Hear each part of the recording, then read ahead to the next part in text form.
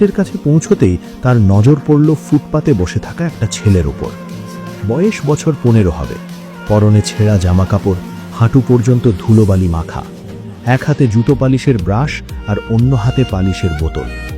সে জুতো পালিশ করছিল ঠিকই, কিন্তু তার চোখ জুতোর দিকে ছিল না। সে এক দৃষ্টে তাকিয়েছিল আর্যাবর্ত রোবোটিক্সের ওই উঁচু ইমারতটির দিকে, যেন ওই কাঁচের খাঁচায় তার কোনো এক সোনালী স্বপ্ন বন্দী হয়ে আছে। সেই ছেলেটির নাম ছিল আরব। বেদান্ত তাকে কেবল এক পলক দেখলেন এবং পাশ কাটিয়ে চলে গেলেন। তিনি তখনও জানতেন না এই অবহেলিত ছেলেটি মাত্র কয়েক ঘন্টা পর তার জীবনের সবচেয়ে বড় মোড় হতে চলেছে। আরব প্রতিদিন এখানে আসত, সকালে জুতো পালিশ করত, দুপুরে চাওয়ালার দোকানে সাহায্য করত, আর সন্ধেও আবার এখানেই এসে বসে থাকত। কিন্তু সে অন্য বাচ্চাদের মতো ছিল না। তার নজর সব সময় আটকে থাকত মেশিন সেকশনের দিকে।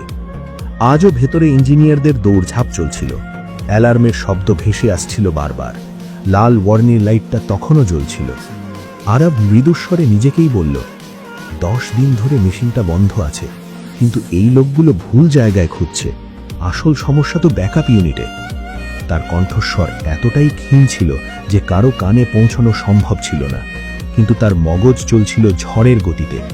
সে জানত কেউ তার কথা শুনবে না, কারণ এই পৃথিবী জুতো পালিশ করা ছেলেদের কথায় কান দেয় না। কেউ জানত না যে এই বাচ্চাটি দিনের বেলা রাস্তায় বসে থাকলেও রাত নামলে সে মেশিনের সাথে কথা বলে। কেউ জানত না যে তার জীবন কতটা নিস্তব্ধ সংগ্রামের মধ্য দিয়ে অতিবাহিত হচ্ছে। আরব ইমারতের দিকে তাকিয়ে মনে মনে বলল, যদি শুধু 5টা মিনিট পাওয়া যেত, মাত্র 5 মিনিট, আমি এই মেশিনটা ঠিক করে দিতাম। কিন্তু ভাগ্য সুযোগ সহজে দেয় না, আগে পরীক্ষা নেয়। আর আরবের সেই কঠিন পরীক্ষা এবার শুরু হতে চলেছে। আরবের জন্য সেই ইমারত কেবল কাঁচ আর স্টিলের কোনো কাঠামো ছিল না, তা ছিল এক জটিল ধাঁধা, এক কঠিন চ্যালেঞ্জ, আর কোথাও না কোথাও এক লালিত স্বপ্ন।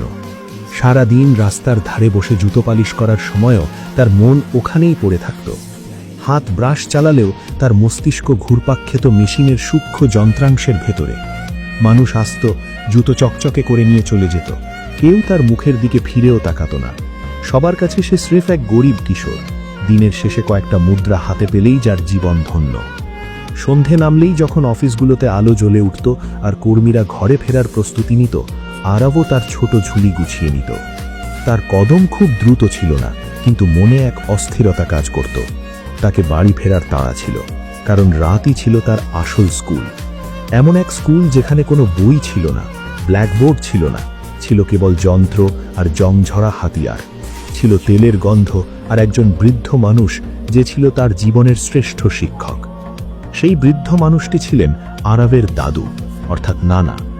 শহরের এক পুরনো মহল্লার সরু গলিগুলোর মাঝে ছিল তাদের ছোট্ট একটা গ্যারেজ। টিনের চাল, দেয়ালে জমা গ্রিজের স্তর, কোনায় করে থাকা ভাঙা পাখা, পুরনো জেনারেটর আর আধ খোলা স্কুটার। বাইরে থেকে দেখলে যে কেউ বলবে এটা আস্ত একটা আবর্জনার স্তূপ, কিন্তু আরবের কাছে এই জায়গাটা ছিল কোনো মন্দিরের চেয়েও কম নয়। এখানেই সে যন্ত্রের ভাষা শিখতে শুরু করেছিল।